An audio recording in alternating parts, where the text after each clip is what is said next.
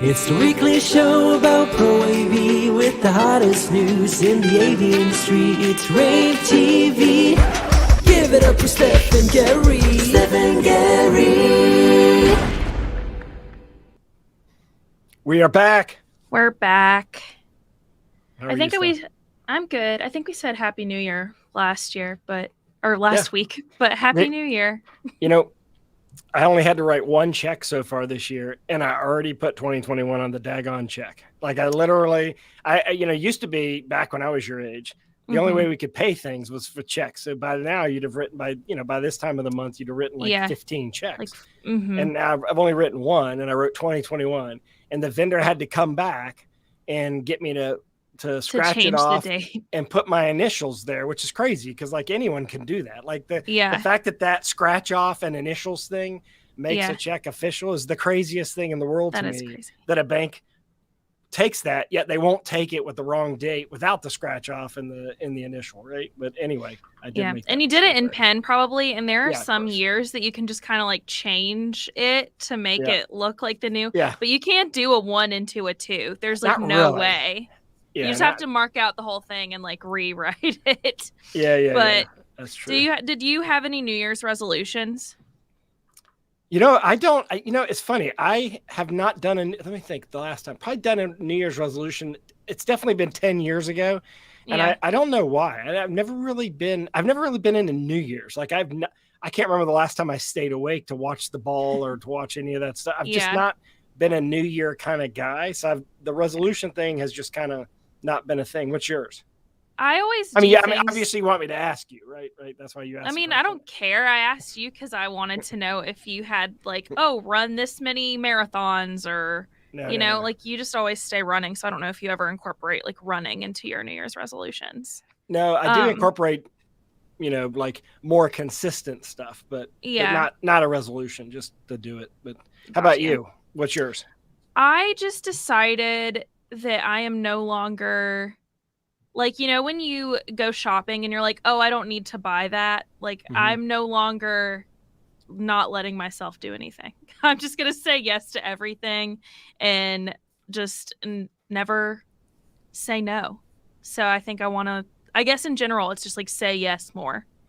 Well, that's actually a good thing to talk about because considering all that's happened the last 2 years, it is a good time to kind of rethink your priorities. Like, when I was growing up, it was all about saving so you could retire. But yet you could die before you ever use this retirement, which you wouldn't really think about. And, why not? Why not have a good time while you have the money, right? Yeah, Steph? I can't take it with me when I go. So I might as well just have a good little time.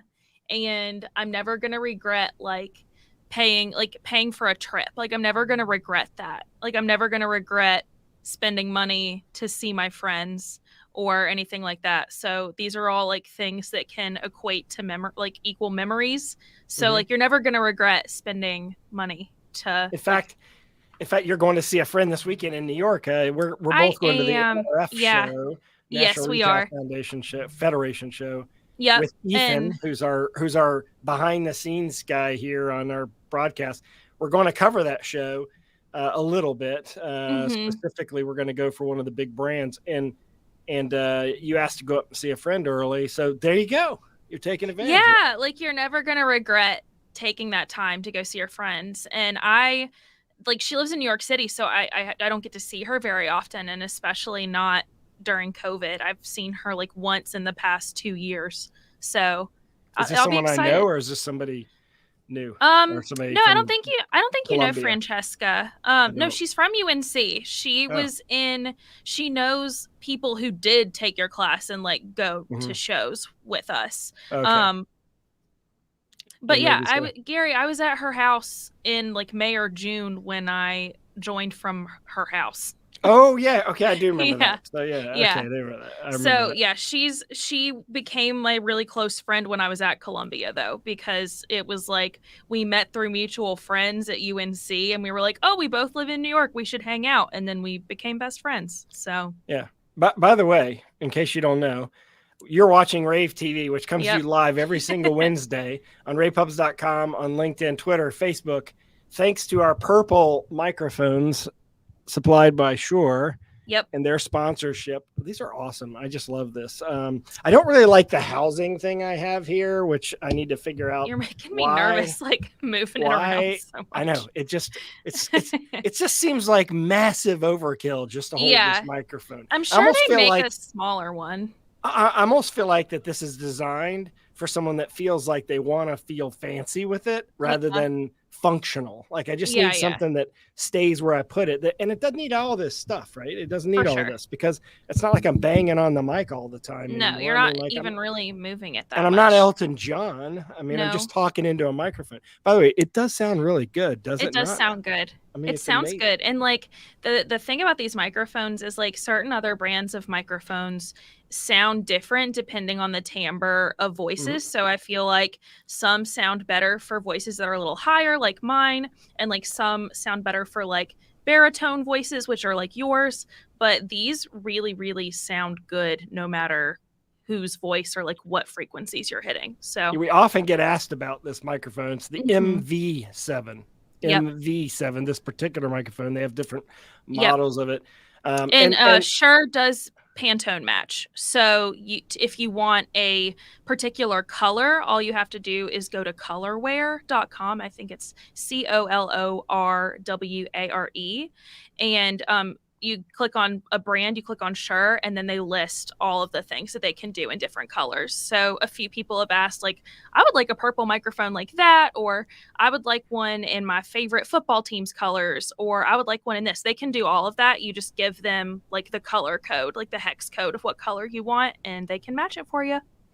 And our other sponsor is Legrand, who does a little bit of everything. They're a great glue company in our industry. We'll talk about them a little bit later. And I'm excited that we're all going up to New York City for NRF. Yes. Because it's great to go to shows. But we had we broke some big news yesterday, did we not? It was kind of behind the scenes. It was kind of interesting because I was like, this is going to get announced at this time. And the engine just started up. You and your team started up the engine. So we broke the news before everyone else. That was exciting. Let's share the news. Yes. So, ISC was initially going to be in February 1st through the 4th in Barcelona. It was going to be the first show in Barcelona, but due to Omicron and, the other variants out there and given the case numbers, and I think there are a pretty heavy number of cases in Barcelona and in Spain right now. So ISC made the decision to postpone the show to May. I think it's going to be May 10th through 14th or 10th through 13th.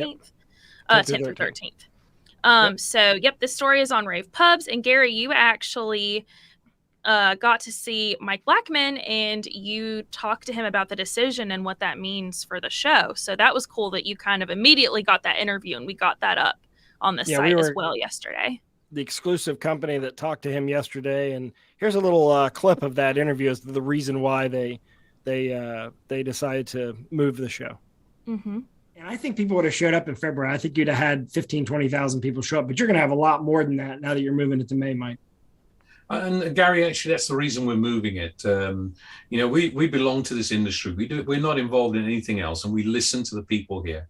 I've been having constant discussions with senior management at all the major manufacturers over the last couple of months, and they voiced concern that they've been inviting their customers, and what they're hearing is those people are not confident enough to travel yet. The reason for moving is to build back a really good show. And we feel at that time that the confidence in traveling and meeting back at exhibitions will be stronger. And that's what our customers told us. And listening to them, that's what we've done. Yeah. And obviously, first question somebody's going to ask or comment that somebody's going to make is, well, isn't that going to hurt Infocom? And I'm going to.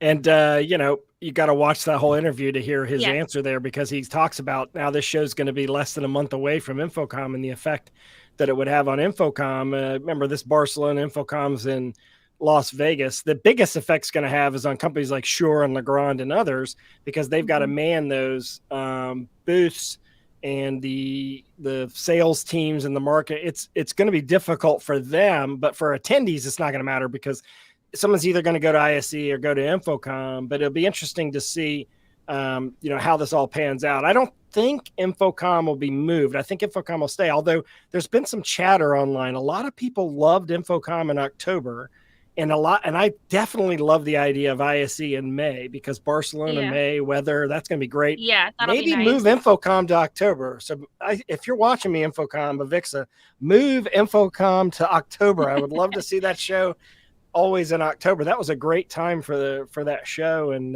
there's some rumors that's in the works. I mean, I would love that, just because Infocom is always held somewhere hot. Like, it's either in Orlando or Las Vegas, and both of those places, like, you're just going to be sweating like the whole time. And like, October is not going to be, it's still going to be very warm there. Like, Infocom was still very, very warm, but not as warm as it would be in June, July, or or June. So I am personally a fan of that as well, just because I'm the type of person who thrives in mild weather. Like, any type of extreme, I just don't like it, like extreme cold or extreme hot. Nothing like hearing that from somebody who's about to fly up to New York City. Yeah, in the middle of winter. I don't even have a coat like that anymore, because I like. Well, they have a Canada Goose store in Soho in New York. So if you've got a few $1,000 sitting, if I just have my my $3,000 that I just I'm waiting on throwing away on a down jacket. No, you just said you're just going to say yes to everything. So well, I mean, even that has some limits. Like, speaking of, I don't think that's a good segue. NEC and Sharp, they finished their reorg, and they've finally announced the details of who's going where and what's happening to what and what's going to be called and how it's going to end up being, and what Todd's role is going to be and Mike's role is going to be in the new organization. A lot of talk about this just because people are curious. And it's all on our website. We have all the deets. We do. Because it was confusing there for a minute, because when they would announce something, you always have to make sure, like, okay, is this Sharp or is this Sharp NEC? Or so them kind of outlining those changes is very helpful for us in the future, and for everyone who, like, all their customers who they're kind of curious about, which team do I reach out to for what? So and I'm excited to we got a guest today who we need to buy a pair of scissors for Chris Lyons, so that he in the future can open up a bag of goldfish. His bag of goldfish in our favorite commercial. Hey, Chris, how are you? Hey guys, it's great to be here. Thanks for having me. What microphone are you using there, Chris? I have the MV5, which is sort of the little Shure golf ball, which I'm a big fan of. I like it. Small, easy to set up, foolproof. Not too many things to go wrong, which fits my speed completely. For sure. And that one looks like movable. So if you have like kind of a mobile office station, you can just kind of pick it up and take it with you. Yep. And the thing I like is it comes with its own little stand, so you can put it in front of the laptop like I have it now, or you can move it over on the side if that's more convenient. Whatever works for you. Perfect. Speaking of mic position, by the way, you guys were talking about the MV7s. This is sort of a broadcast look type of environment. So you've got the microphone pretty close and it shows up on camera. For people who don't want to do that, the MV7 has a far mode that increases the sensitivity and changes the DSP, that lets you put the mic back to the side so that it's not even on camera. So if you don't want to see the mic, that's fine. It'll still sound great. For sure. We like the purple. Yeah. We're happy that we get to show it, because it looks so good on camera. Yep. It's definitely a statement. New? I love it. What's new, Chris? Well, you were talking about ISE. First of all, we are totally bummed that we're not going to get to see everybody in February. Our European team was, all set to go and ready to do the show and everything. I guess the silver lining is that, once conditions have improved a bit more by May, there will be even more people attending the show. And for us, that's what it's all about. We want to get face-to-face with people and, tell them about new products and find out what kind of projects they're working on. So, maybe we'll have to wait a few months, but I know it's going to be worth it in the end, and we're happy ISE is making that decision. For sure. Product wise, though, there is a new product to talk about.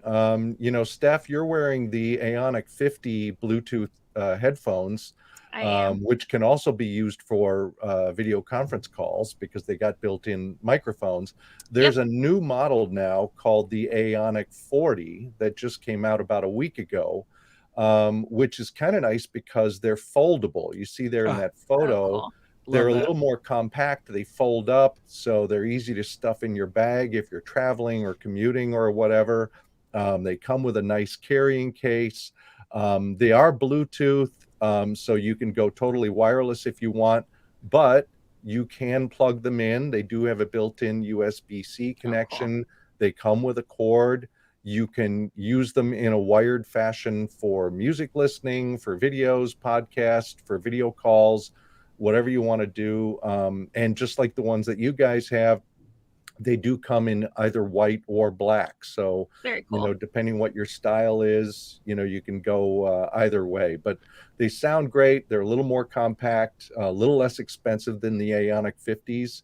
And you'll see them on the Shure website now, so they're available. Very cool. They seem like they are more meant for travel than these are, because I have the carrying case here for mine, and it's still just it's a little big, it's not as easy to just shove like in your book bag or something when you're traveling. So it sounds like the new ones just get a little bit smaller and easier to just kind of throw in your bag if you're going somewhere and need to bring your headphones with you. So that's very cool.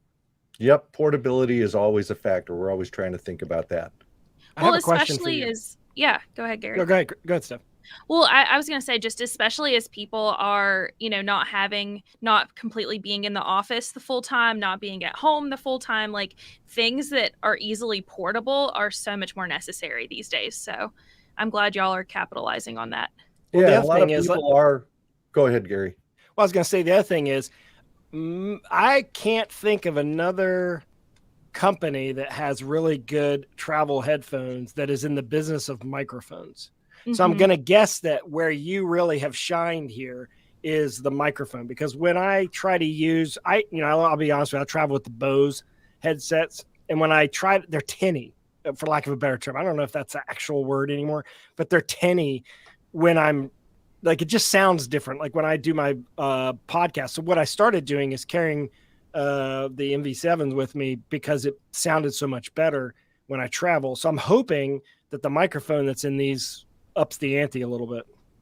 Yeah, it is the built-in array microphone, just like the Aeonic 50. So it's got automatic noise cancellation, acoustic noise cancellation. It's got the environment mode, so you can hear the outside world, however much or little you want, or not at all. The other thing I like, and I almost forgot to mention this, for people who are using these with a work laptop that's locked down, there's the Motive app that lets you adjust the DSP and the EQ and stuff on the headphones. But if you can't install that on your work laptop, you might think, oh, well, that doesn't do anything for me.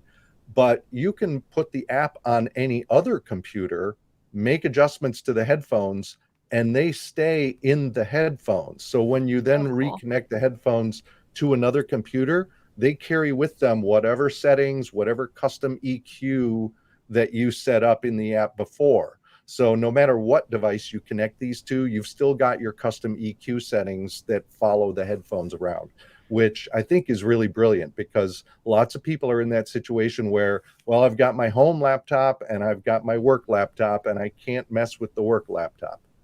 Chris, I have a question. So Apple made a big deal a couple of years ago about the W1 chip, and now it's a W2 chip, which they said added like significantly better connectivity than Bluetooth. Like they'd up Bluetooth a little bit.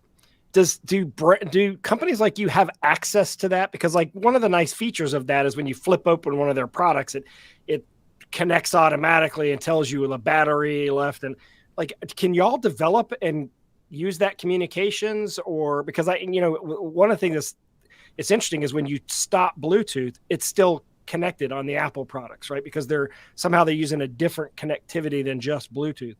Do y'all have that option? I don't know. That's a great question. I'm not sure if we do or not. We're using Bluetooth 5, and Yeah. which is the Yeah. latest version of Bluetooth.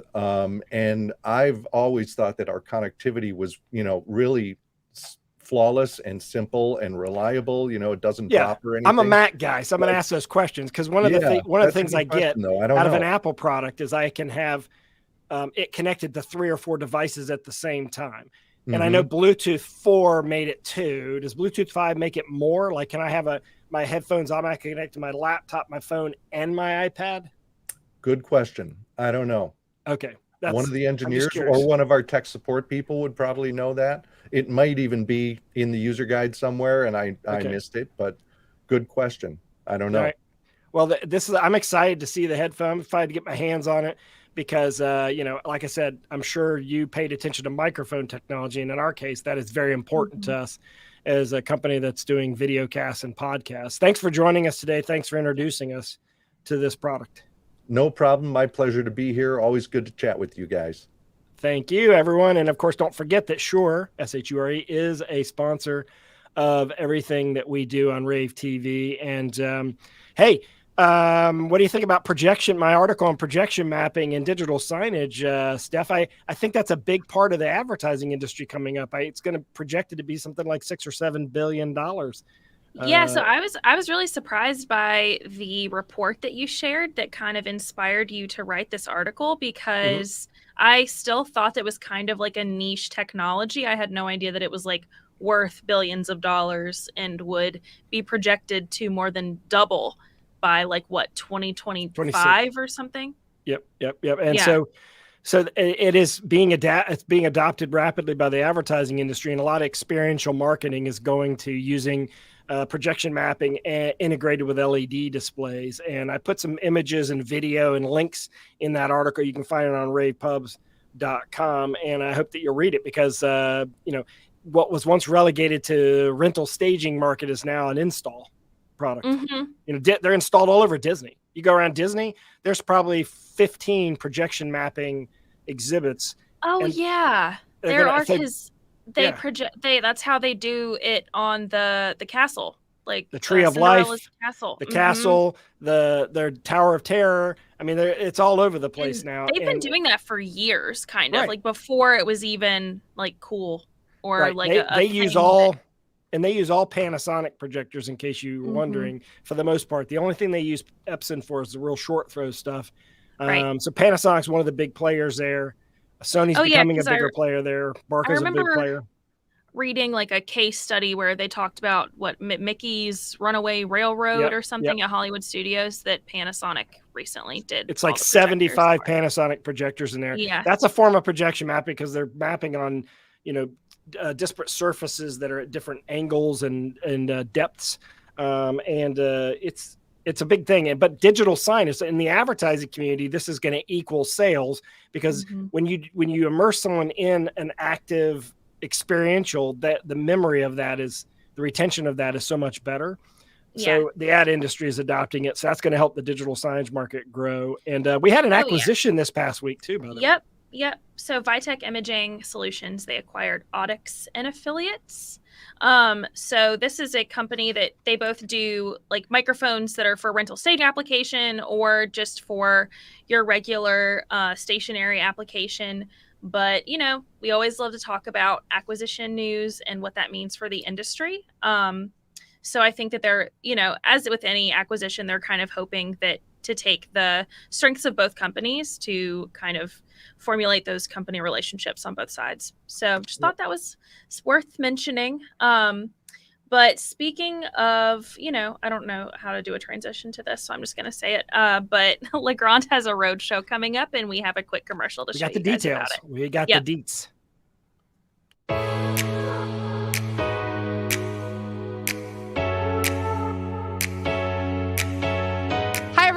I'm Lori Englert with Legrand AV, and I have got some exciting news for you. Like everyone, we have missed seeing you at trade shows in advance, talking about installs, applications, your challenges. There's just no substitute for that interaction between us. But no worries, we have found a way to fix that, and we're hitting the road.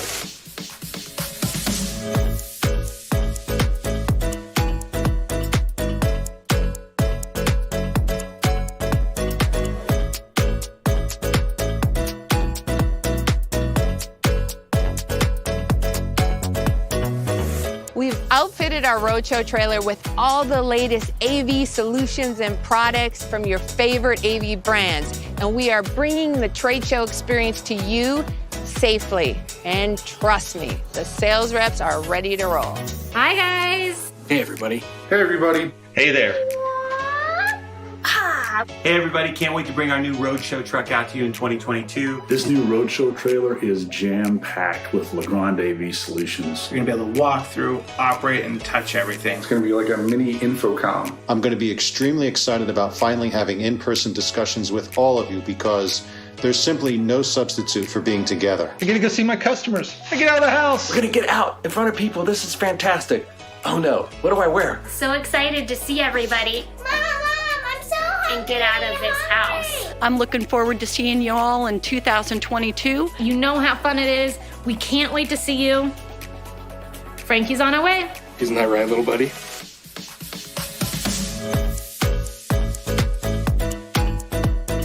And if that weren't enough, we also have a virtual 3D experience available online now if you want to take a sneak peek.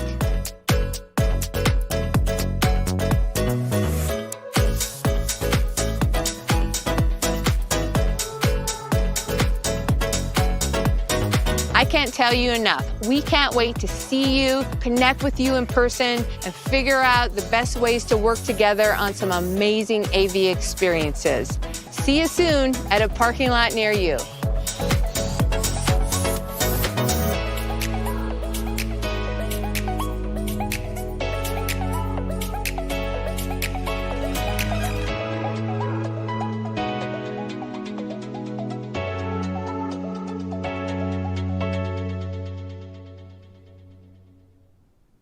Very well done. Very well done. I like that.